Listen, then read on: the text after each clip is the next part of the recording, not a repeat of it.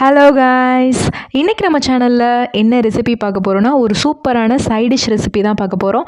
அதுக்கு முன்னாடி சேனல் இன்னும் சப்ஸ்கிரைப் பண்ணலைன்னா சப்ஸ்கிரைப் பண்ணிக்கோங்க. வாங்க வீடியோக்குள்ளே போகலாம். இன்றைக்கி நம்ம பார்க்க போகிற ரெசிபி என்னென்னா கும்பகோணம் கடப்பா ரெசிபி தான் பார்க்க போகிறோம்.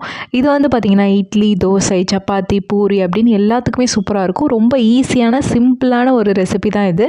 சீக்கிரம் செஞ்சு முடிச்சிடலாம். அதே மாதிரி டேஸ்ட்டுமே வந்து ரொம்ப சூப்பராக இருக்கும். ஒரு டைம் நீங்கள் செஞ்சு பார்த்துட்டிங்கன்னா திரும்ப திரும்ப செய்வீங்க. ஏன்னா அது அவ்வளோ சிம்பிளாக டேஸ்டியாக இருக்கும். வாங்க எப்படி செய்கிறதுன்றதை பார்க்கலாம். இதுக்கு ஃபஸ்ட்டு ஒரு அரை கப் அளவுக்கு பாசிப்பருப்பு எடுத்துக்கலாம். அரை கப்புன்றது நான் 50 கிராம் அளவுக்கு எடுத்திருக்கேன். அதில் வந்து தண்ணி ஊற்றி 2 தடவை நல்லா அலசி எடுத்துக்கோங்க. நல்லா அலசின பின்னாடி அந்த பருப்பு மூழ்கிற அளவுக்கு மட்டும் தண்ணி ஊற்றிக்கோங்க. நான் வந்து பார்த்திங்கன்னா 2 கப் அளவுக்கு தண்ணி ஆட் பண்ணியிருக்கேன். அதில் வந்து ஒரு 4 கிழங்க தோல் சீவிட்டு ஆட் பண்ணியிருக்கேன். முழுசாகவே ஆட் பண்ணியிருக்கேன், ஏன்னா வேக தான் வைக்க போகிறோம். அதுக்கப்புறம் ஒரு 1/4 டீஸ்பூன் அளவுக்கு மஞ்சள் தூள் ஆட் பண்ணிவிட்டு இதை வந்து ஒரு 3 விசிலுக்கு நல்லா வேக வச்சு எடுத்துடலாம். இப்போ ப்ரெஷர் நல்லா ரிலீஸ் ஆன பின்னாடி அதுலேருந்து உருளைக்கிழங்கை மட்டும் தனியாக எடுத்துருங்க.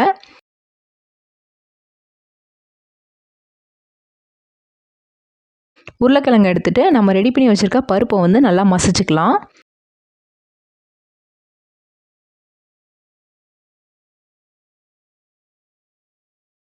உருளைக்கிழங்கு வந்து நீங்கள் ரொம்ப மசிக்க தேவையில்லை. இந்த மாதிரி கையில் 1-2 நீங்கள் மேஷ் பண்ணாலே போதும்.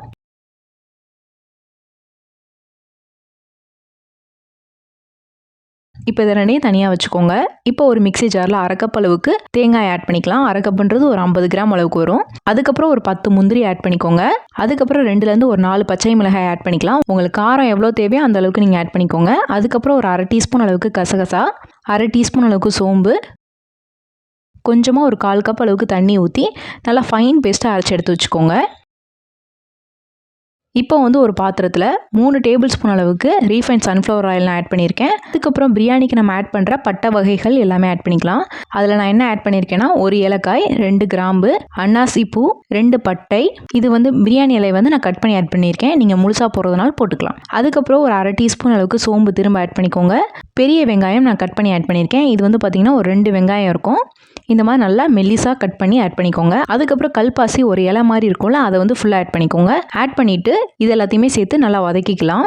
இப்போ வந்து 1 டீஸ்பூன் அளவுக்கு கல் உப்பு ஆட் பண்ணிக்கலாம். கொஞ்சமாக கருவேப்பிலை, இதெல்லாமே ஆட் பண்ணிவிட்டு வெங்காயத்தை நல்லா வதக்கிக்கோங்க. இப்போ வந்து 1 டீஸ்பூன் அளவுக்கு இஞ்சி பூண்டு பேஸ்ட் ஆட் பண்ணிக்கலாம். ஆட் பண்ணிவிட்டு இஞ்சி பூண்டு பேஸ்ட் வந்து பச்சை வாசனை போகிற அளவுக்கு வதக்கிக்கோங்க. அதுக்கப்புறம் ஒரு தக்காளியை நீளமாக கட் பண்ணி இதில் ஆட் பண்ணிக்கலாம். தக்காளியை நல்லா வதக்கி விட்டுக்கோங்க. நல்லா சாஃப்டாக மசிஞ்சு வந்த பின்னாடி நம்ம மசிச்சு வச்சுருக்க பருப்பையும் ஆட் பண்ணிக்கலாம். ஆட் பண்ணிவிட்டு அது கூட சேர்த்து கொஞ்சமாக தண்ணி ஆட் பண்ணி நல்லா மிக்ஸ் பண்ணிக்கோங்க.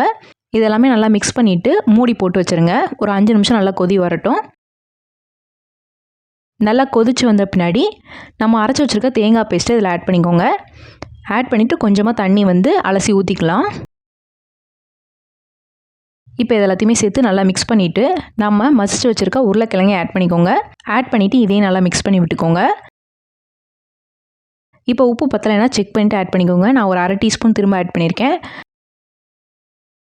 இப்போ இதை திரும்பி மூடி போட்டுட்டு ஒரு கொதி வர அளவுக்கு ரெடி பண்ணி எடுத்துக்கோங்க. கொதி வந்த பின்னாடி பார்த்தீங்கன்னா சூப்பராக ரெடி ஆயிரும். இப்போ ஸ்டவ் ஆஃப் பண்ணிவிட்டு இறக்கிடலாம். லாஸ்ட்டாக வந்து கொத்தமல்லி தழை போட்டு மிக்ஸ் பண்ணிட்டீங்கன்னா சூப்பரான கும்பகோணம் கடப்பா ரெசிபி ரெடி ஆயிரும். ரொம்பவே டேஸ்ட்டாக இருக்கும். கண்டிப்பாக நீங்கள் ட்ரை பண்ணி பார்க்கணும். இது இட்லிக்கு, தோசைக்கு, பூரிக்கு ரொம்பவே சூப்பராக இருக்கும். ஸோ ட்ரை பண்ணி பார்த்துட்டு எப்படி வந்திருக்குன்னு எனக்கு சொல்லுங்கள். ஸோ இந்த வீடியோ உங்களுக்கு பிடிச்சிருக்குன்னு நினைக்கிறேன். பிடிச்சிருந்தா லைக் பண்ணுங்கள், ஷேர் பண்ணுங்கள், கமெண்ட் பண்ணுங்கள். மறக்காமல் சேனலை சப்ஸ்கிரைப் பண்ணுங்கள். இன்னொரு வீடியோவில் பார்க்குறேன். பாய்.